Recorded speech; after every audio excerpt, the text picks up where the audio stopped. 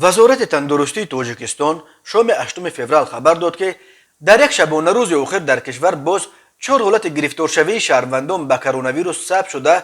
در عین زمان 4 نفر از این بیماری شفا یافتند. به این ترتیب شماره آنهایی که در شرایط خانه و بیمارستان از کرونا ویروس تبابت میگیرند تا شام 8 فوریه به تغییر 24 نفر باقی ماند. بر اساس آمار رسمی وزارت تندرستی از آغاز پاندمی تا شام 8 فوریه در تاجیکستان 17355 نفر به کرونا ویروس نو کووید 19 گرفتار شده. از این شمار تا ثانیه ذکر گردیده 17207 نفر یا 99 از ده یک انجام بیماران شفا یافتند، ولی 124 ساکن تاجیکستان از این بیماری جان باختند.